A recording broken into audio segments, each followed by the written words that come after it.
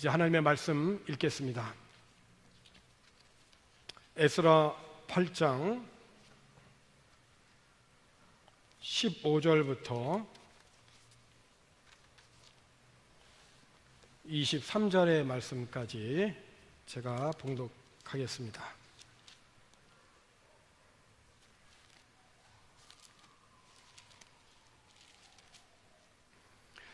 내가 무리를 아하와로 흐르는 강가에 모으고 거기서 3일 동안 장막에 머물며 백성과 제사장들을 살핀즉 그 중에 레위 자손이 한 사람도 없는지라.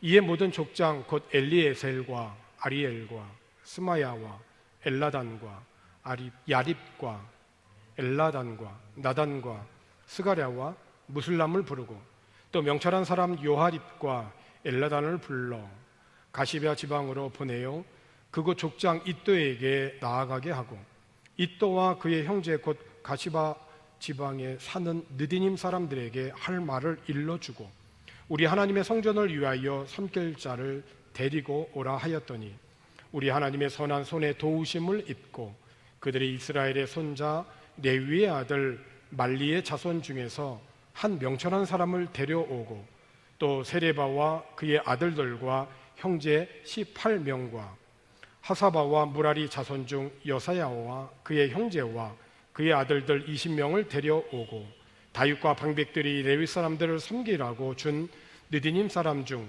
성전 일꾼은 220명이었는데 그들은 모두 지명받은 이들이었더라. 그때에 내가 아하와 강가에서 금식을 선포하고 우리 하나님 앞에서 스스로 겸비하여 우리와 우리 어린아이와 모든 소유를 위하여 평탄한 길을 그에게 간구하였으니 이는 우리가 전에 왕에게 아뢰기를 우리 하나님의 손은 자기를 찾는 모든 자에게 선을 베푸시고 자기를 배반하는 모든 자에게는 권능과 진노를 내리신다 하였으므로 길에서 적군을 막고 우리를 도울 보병과 마병을 왕에게 구하기를 부끄러워하였습니다. 그러므로 우리가 이를 위하여 금식하며 우리 하나님께 간구하였더니 그의 응낙하심을 입었느니라. 아멘. 우리들의 삶에는 크고 작은 일들을 이렇게 많이 만나게 됩니다. 또는 일상의 삶에서 방향을 전환할 만큼 큰 사건을 경험하기도 합니다.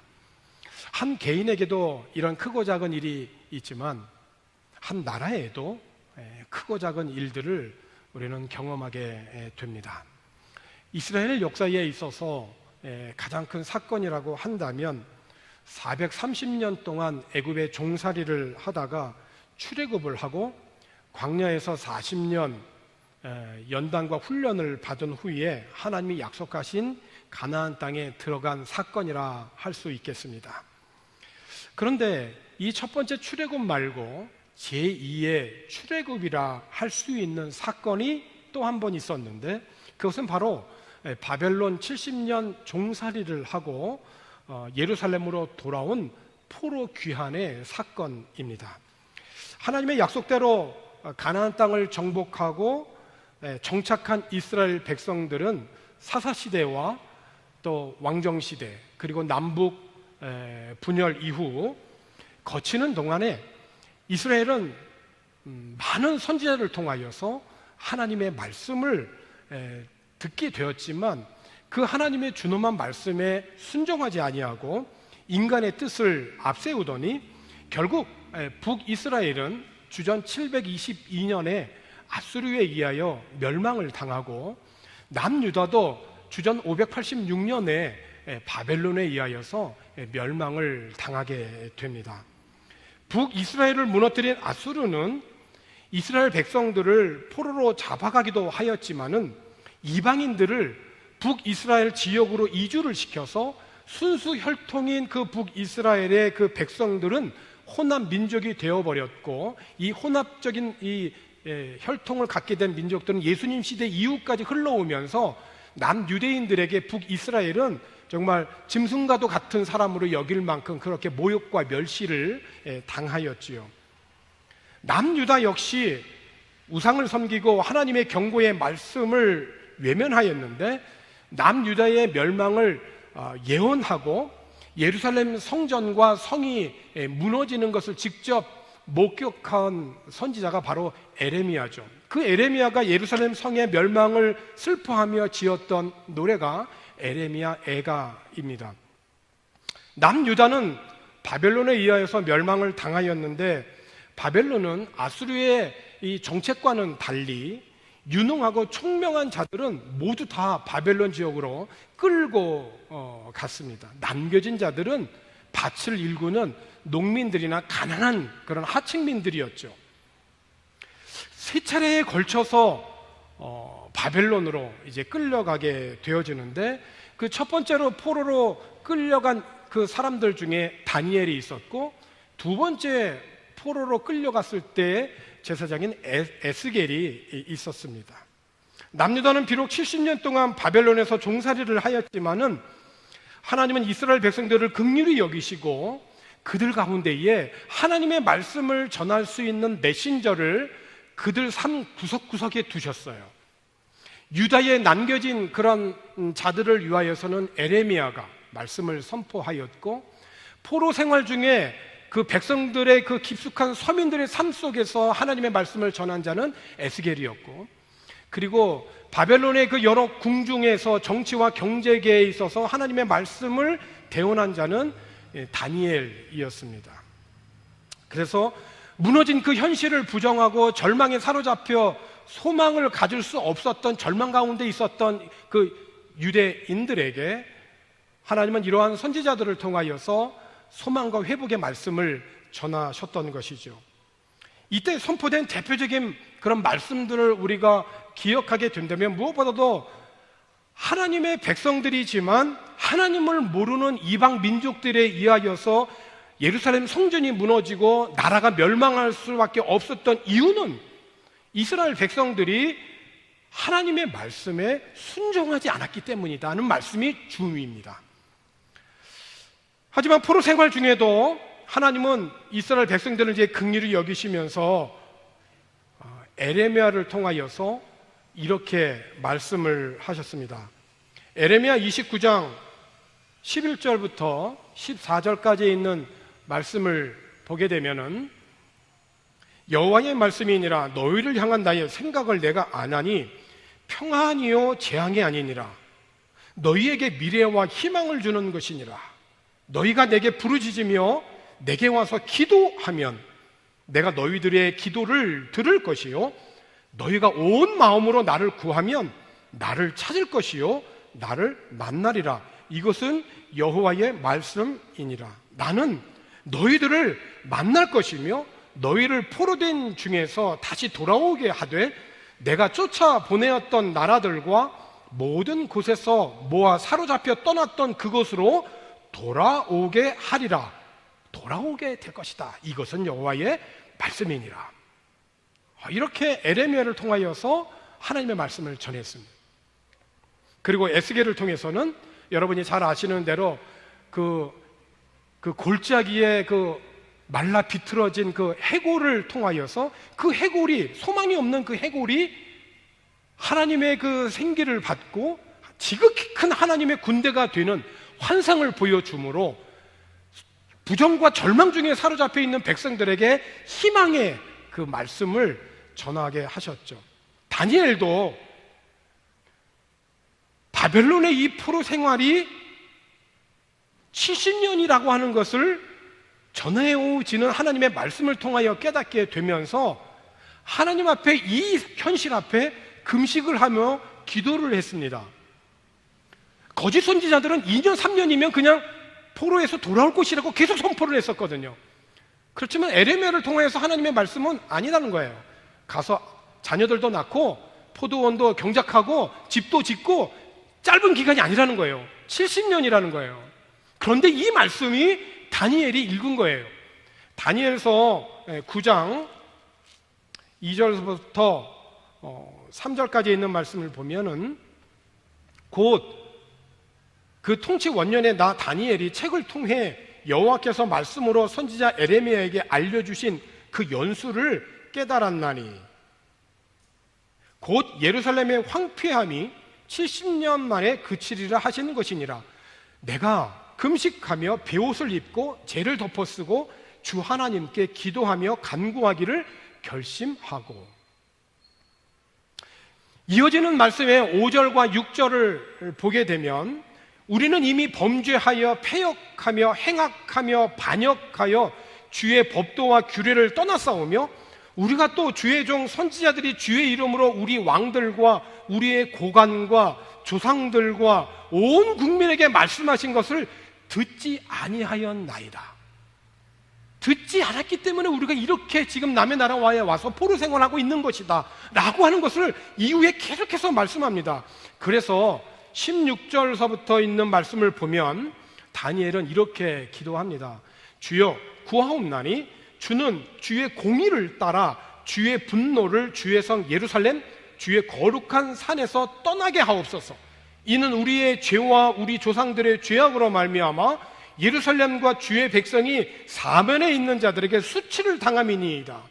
그러하온즉 우리 하나님이여 지금 주의 종의 기도와 간구를 들으시고 주를 위하여 주의 얼굴 빛을 주의 황폐한 성소에 비추시옵소서.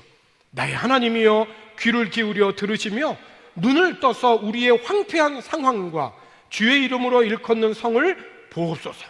우리가 주 앞에 간구하옵는 것은 우리의 공의를 의지하여 하는 것이 아니요 주의 큰 긍휼을 의지하여 함이니이다. 주여 들으소서.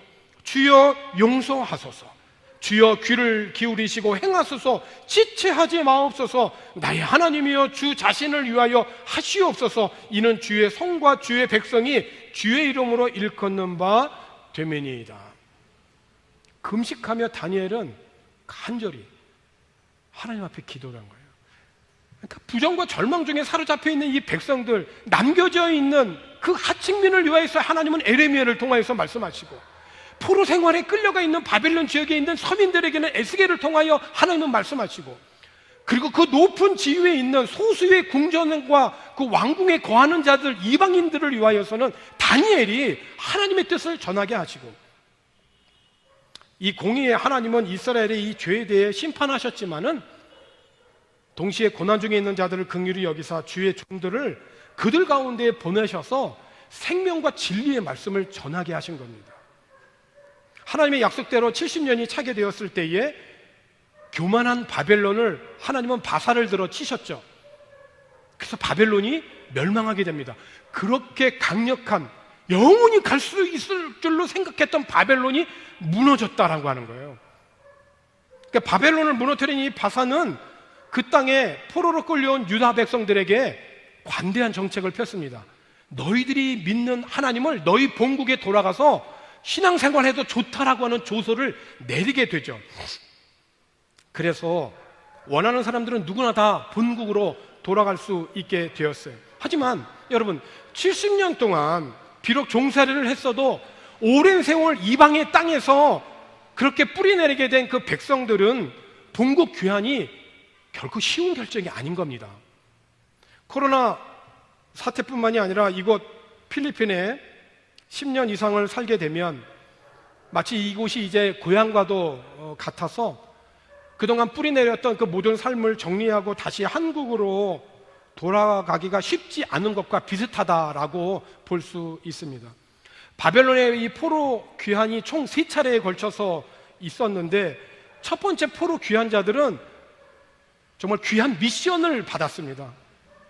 그것은 무너진 성전을 재건하는 거예요. 즉 포로로 이 땅에 끌려왔었지만은 이곳 바벨론에서 뿌리를 내리며 살게 되었는데 이제 예루살렘으로 돌아가게 되면 70년 동안 그렇게 황폐하고 무너져 있는 그 성전을 재건하고 다시 땅을 일구고 재건해야 되는 그 어려운 그 과제 앞에 유대인들은 사실은 귀환을 꺼린 겁니다. 그냥 여기 있는 게 더 낫지, 가면 고생인 거예요. 그럼에도 불구하고 성전 재건의 사명을 갖고 귀환한 자들이 42,360명이었습니다. 이들은 귀환하여서 많은 어려움이 있었지만은 온갖 방해에도 불구하고 선지자들의 당시 사역했던 선지자가 학계 스가랴이죠. 이 선지자들의 이 하나님의 말씀에 힘입어서 성전을 재건하게 되죠. 이때 지도자가 이제 스룹바벨이었는데, 그래서 이때 재건한 성전을 스룹바벨 성전 혹은 제2성전이라고 하죠. 제1성전은 솔로몬의 성전이었고, 이렇게 1차 포로 귀환 이후에 2차로 포로들이 귀환을 하게 되어지는데, 2차 포로 귀환은 1차 포로 귀환이 있고 나서 약 80년이 지난 때였습니다. 주전 458년에 이루어진 일이죠. 2차 귀환은 바사의 아닥사스다 왕 때에 이루어졌는데, 이 포로들을 인도하였던 지도자는 오늘 본문을 기록한 이 에스라 선지자입니다. 학자고 제사장입니다. 에스라는 본국 귀환에 앞서서 귀환자들을 모두 다 한 곳에 모으고 사람들을 살피게 됩니다. 어떤 사람들이 이제 본국으로 자원해서 돌아가게 되었는가 살펴보던 중에 이 에스라는 큰 문제에 봉착을 하게 됩니다. 이것은 두 번째 포로 귀환에 있어서 가장 큰 문제이기도 했는데, 그것이 오늘 본문 15절에 있는 그런 말씀입니다. 오늘 본문에 에스라서 있는 말씀의 8장 15절에 있는 말씀을 보니까, 내가 무리를 아하와로 흐르는 강가에 모으고 거기서 3일 동안 장막에 머물며, 3일 동안 뭐 한 겁니까? 백성과 제사장들을 살폈습니다. 그런데 뭐가 문제였냐면 그 중에 레위 자손이 한 사람도 없다는 거예요. 에스라는 비록 포로의 신분으로 이방 땅에 있었지만은 그래도 그는 결심한 것이 하나 있었습니다. 무엇을 결심했냐면, 에스라서 7장 10절에 있는 말씀을 보게 되면, 에스라가 여호와의 율법을 연구하여 준행하며 율례와 규례를 이스라엘에게 가르치기로 결심했다는 거예요. 에스라가 2차 포로 귀환을 하고 본국에 이제 돌아가게 되면, 황폐해진 땅이지만 그 땅에 돌아가게 되면 우선순위에 두고 반드시 이 일을 하고자 하는 일이 있었다는 거예요. 그것은 뭐냐면 백성들에게 하나님의 말씀을 교육하는 겁니다. 율법을 전하고 가르치고 예배를 회복하는 거예요. 그래서 먼저 에스라가 결심한 겁니다. 율법을 연구하고 준행하고 가르치기로. 그런데 이 사역은 에스라가 혼자 할 수 있는 사역이 아니에요. 성전에서 율법을 교육하고 예배를 회복하기 위해서는 팀이 있어야 돼요. 원팀이 있어야 돼요. 에스라 혼자 할 수 있는 게 아니에요. 오늘도 이렇게 예배하지만, 저는 이렇게 예배를 준비하고 설교하지만, 이 시간 저 음향팀에서는 오늘 예배 모든 자료를 위해서 음향을 미리 준비를 해요. 반주자는 반주자대로 준비하고, 또 교제를 위해서 또 여러 성도들이 예배를 전후해서 많이 수고를 합니다. 이렇게 원팀이 돼야 되는 거예요. 예배를 위해서는. 에스라가 율법을 가르치고 예배를 회복하기 위해서는 에스라 혼자 할 수 있는 게 아니거든요. 그런데 이 일을 도와줘야 될 사람이 있는데, 이 일에 함께 협력해야 될 원팀인 레위 사람이 한 명도 없는 겁니다. 이거 큰 문제잖아요. 정말 큰 문제예요. 그러니까 레위 사람들이 누구예요? 성막을 위해서 구별된 사람들이거든요. 이스라엘이 가나안을 정복하고 정착하고 땅을 분배받을 때에도 레위인들은 땅을 기업으로 분배받지 못했어요. 왜? 성막에 100% 풀타임 하기 위해서. 그래서 그들의 생활은 나머지 11지파가 책임을 졌던 거예요. 성막 봉사에 전념하기 위해서. 그렇게 하지 못했을 때 레위인들이 자꾸 다른 일을 했던 거예요. 그게 사사시대의 영적인 암흑시대예요. 딴 일을 자꾸 보게 된 거거든요. 좋은 조건만을 찾아서 가게 되고. 그러니까 레위인들은 성막 봉사에 전념하고 그들의 생활은 나머지 11지파가 책임을 지고 섬겼는데, 그런데 에스라가 이제 포로 귀한 자들과 함께 돌아가게 되면 율법을 교육하고 성전 중심의 사역을 해야 되는데, 성전에서 같이 봉사할 레위인들이 한 명도 없는 거예요. 그렇다면 여러분, 여기서 질문이 하나 생기지 않습니까? 왜 한 명도 없었을까? 왜 레위인들은 한 명도 자원하지 않았을까? 없는 게 아닙니다. 레위인들이 있습니다. 그런데 자원하지 않은 겁니다. 무엇보다도 레위인들은 성막에서 봉사하는 자들이었습니다. 그런데 70년 이방의 땅에 와 종살이를 할 때 그들이 봉사할 수 있는 성전이 없잖아요. 그리고 1차 포로 이후에 80년의 세월이 흘러서 총 150년의 세월이 흘렀습니다.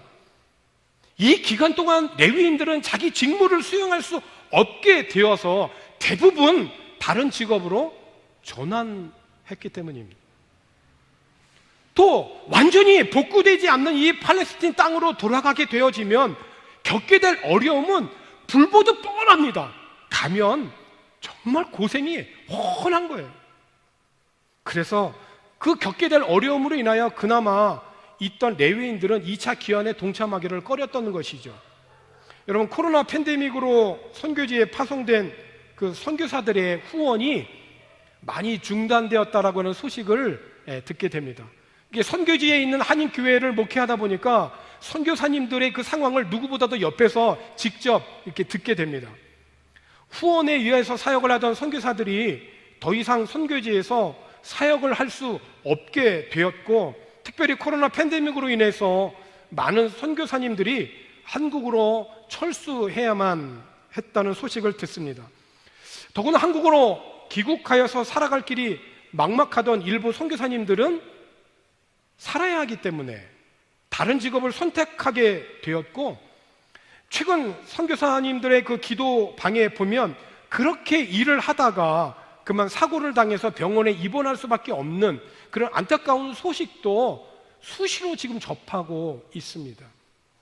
한편으로는 코로나 팬데믹으로 인하여서 선교사의 재배치가 이루어지는 면도 있겠지만은 오늘날 복음을 위하여서 파송한 선교사들의 이 변화는 그 옛날 바벨론 포로 생활 70년과 1차 귀환에 이어서 80년이 흐르는 이 총 150년 동안 성막에서 봉사를 해야 되는 이 레위인들과 같은 이런 많은 그런 변화를 지금 선교사님들은 겪고 있는 것이죠. 앞에서 살펴본 대로 포로 생활하는 기간 동안 자기 직무를 수행할 수 없게 된 이 레위인들이 대부분 다른 직업으로 전환했기 때문에 에스라가 본국으로 돌아가서 율법을 교육하고 예배를 회복하는 사역의 한 팀이 되어서 사역할 레위인들은 단 한 명도 2차 포로의 귀환에 자원하지 않게 된 이 상황을 에스라는 어떻게 처리했을까요? 에스라는 모여있는 그 모든 이스라엘 유대 백성들 가운데서 족장들, 리더십들을 모으고 또 명철한 사람을 불러서 각 지방으로 보냅니다. 그리고 그 지방에서는 또 다른 지방으로 보내면서 레위인들을 모집한 거예요. 우리나라 선교 초기 역사와 비슷하죠. 한국이 제대로 알려져 있지 않을 때 영국과 캐나다와 미국 이런 데서는 선교 대집회를 열어서 저 동쪽에 한국에 복음을 모르고 죽어가는 영혼들이 있다라고 그렇게 선교 동원을 한 집회들이 곳곳에서 있었거든요. 그런 복음의 운동이 미국에서 일어나게 되었을 때 그 복음의 운동에 자원하여서 이 한국 땅을 찾은 사람들이 초기 선교사님들이에요. 그때 그들의 나이가 20대 초반, 중반인 거죠. 그들로 인해서 오늘 우리 한국 교회가 지금까지 세워진 겁니다. 그러니까 소위 에스라도 레위인들을 이 하나님의 이 신앙 부흥 운동을 일으키는 일에 있어서의 그 동원 모집을 한 것이죠. 오늘 본문 17절 하반절에 있는 말씀을 보면 노란 글씨서부터 보면 우리 하나님의 성전을 위하여 섬길 자를 데리고 오라. 성전을 위하여 섬길 자를 데리고 오라. 그리고 이어지는 18절에 보면 우리 하나님의 선한 손에 도우심을 입고, 이 말씀이 참 중요해요. 우리 하나님의 선한 손에 도우심을 입고 그들이 이스라엘의 손자 레위의 아들 말리의 자손 중에서 한 명철한 사람을 데려오고 또 세레바와 그의 아들과 형제 18명과 그 뒤로 이어지는 말씀들을 보면 오늘 본문에 읽은 대로 레위인들이 모집이 되고 모이게 되어져요. 이렇게 해서 에스라는 레위인들을 모집해서 자신이 계획하고 있는 율법 교육과 성전 제사 제도 확립에 정말 최선을 다합니다. 사람으로서 할 수 있는 최선을 다한 거예요. 우리는 여기서 또 한 사람을 우리는 자연스럽게 생각을 하게 돼요. 이스라엘이 남과 북으로 분열되어 나누어졌을 때 북이스라엘의 첫 번째 왕이 여로보암입니다. 여로보암은 남과 북으로 나눠진 이후에 북쪽에 있는 이스라엘 백성들이 남쪽에 있는 예루살렘 성전에 예배하기 위하여 내려가는 것을 막기 위해서 북이스라엘 지역에 있는 북쪽과 남쪽에 있는 단과 베델에 산당을 짓게 하죠. 그리고 그곳에서 예배해도 예루살렘 성전에 내려갈 필요가 없다라고 원천 차단을 합니다. 내려가지 않게 돼요. 사람들은 편해졌어요. 아, 우리 예루살렘 성전까지 굳이 내려가지 않아도 되네. 우리 여기서 해도 되네. 문제는 그렇게 뜻있는 그런 믿음의 삶을 살고자 하는 사람들은 내려간 거예요. 누가 내려갔을까요? 레위인들이 내려간 거죠. 제사장들은 내려간 겁니다. 믿음을 위해서, 신앙을 위해서. 그러니까 누가 모자랐겠습니까? 레위인들, 제사장들이 부족했겠죠. 여로보암은 어떻게 했을까요? 자기 마음대로 레위인들을 뽑은 겁니다. 자기 마음대로 절기를 정하고 자기 마음대로 일반 평민들을, 하나님의 율법에 의해서 구별되어진 레위인들이 성막을 봉사하게 되어 있는데 그 하나님의 말씀을 완전히 외면 무시하고 자기 마음대로 레위인들을 뽑아서 산당에서 소위 말하면, 그들로 말하면 하나님을 예배할 수 있는 사역자를 세워버린 것입니다. 이거는 편법이고 무법인 거죠. 불법인 것이죠. 그렇지만 이 에스라를 보세요. 한 명도 없을 때 자기 마음대로 하지 않고 성전에서 섬길 자를 택해져 있던 하나님의 말씀에 따라 레위인들을 모집하기 위해서 최선을 다하여 설득하고 권면하고 하나님의 성전을 위해서 함께 사역하자고 함께 기도하고, 여러분 목적도 선했지만은 그 목적을 이루는 방법도 역시 하나님의 뜻에 맞아야 되지 않겠습니까? 자신의 꿈과 목적을 이루기 위해서 하나님의 법을 무시하고 자기 마음대로 하였던 여로보암과 달리 에스라는 하나님의 뜻과 방법대로 하나님의 일을 준비했고 진행했어요. 이 일을 이루어가는 그 가장 중심이 뭐냐? 가장 그 중심이 뭐냐? 오늘 말씀의 제목이죠. 우리 하나님의 선한 손에 도우심을 입고입니다. 우리가 우리의 삶 속에서 이 최선을 다해야 되죠. 이 코로나 팬데믹 가운데에서도 우리들이 해야 할 최선의 것을 다합니다. 방역을 지키고 수칙을 하고 그리고 조심하고 주의하고 최선을 다합니다. 그럼에도 불구하고 삶의 어려운 많은 문제들을 직면하게 됩니다. 그렇지만 이 모든 우리 인간의 삶의 최선의 삶 이후에 무엇이 중요할까요? 그것은 바로 하나님의 선한 손의 도우심이 우리에게 필요한 것이에요. 그것이 떠나가면 우리의 삶은 아무것도 아닌 거예요. 하나님이 한 번 부시면 한순간에 무너지는 거예요.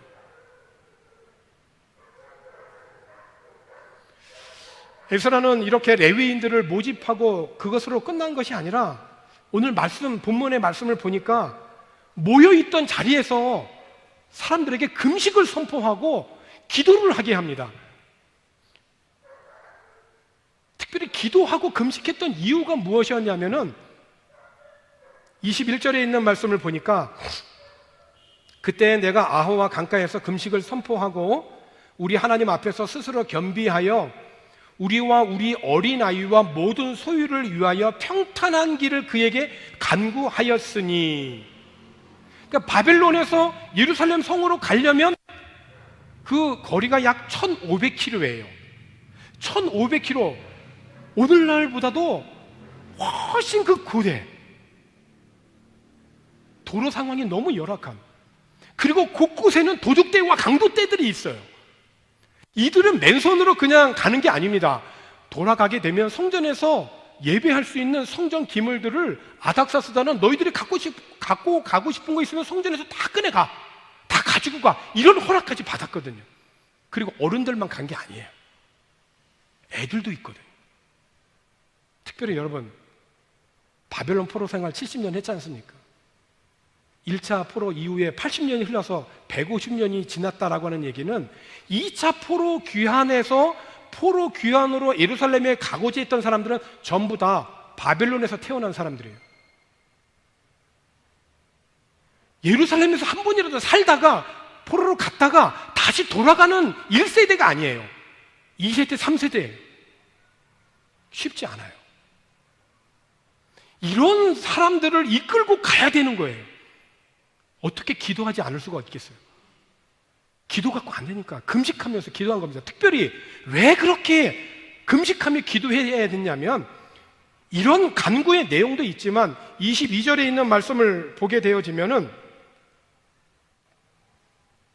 22절에 25절 지나서 22절에 이는 우리가 전에 왕에게 아뢰기를, 그러니까 에스라가 아닥사스다 왕에게 이렇게 했던 말이 있는 거예요. 자기가 했던 말이 있는 거예요. 그 말이 뭐냐면은 이겁니다.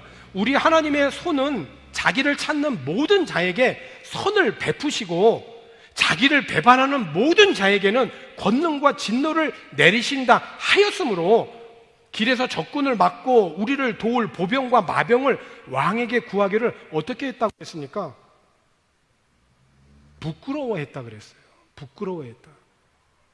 그러니까 평소에는 하나님은 이런 분이십니다. 하나님은 우리를 도우실 겁니다. 하나님은 어려운 중에서 우리를 분명히 도우실 것을 나는 확신합니다. 누가? 에스라가 누구에게? 왕에게. 그런데 에스라는 왕에게 무엇이든지 구하는 건 다 받을 수 있는 신임 받는 자였거든요. 이것 좀 주세요, 저것 좀 주세요. 그럼 다 받을 수 있는 위치에 있는 사람이에요. 그런데 막상 어려운 일을 딱 당하게 되니까 이제 1500km의 그 먼 장거리를 여행해야 되는데 도적대도 있고 강도대도 있고 어려운 일이 있으니까 우리를 지키고 보호해줄 어떤 보병이나 마병이 필요한 상황에서 왕이여 좀 우리를 좀 도와주세요 라고 말하는 것이 부끄러웠다는 거예요. 그렇지 않았겠어요, 여러분? 평소에는 이렇게 얘기했는데 어려움이 닥치니까 그 말은 다 묻어버리고 언제 그런 말을 했냐는 듯이 이제 도와주세요 라고 하는 것이 에스라는 부끄러웠던 거예요. 그래서 하나님 앞에 이 문제를 놓고 금식하고 기도한 겁니다. 그랬더니 하나님께서 그의 간구와 금식을 받으셔서 응낙하셨다, 이렇게 말씀이 기록되어 있어요.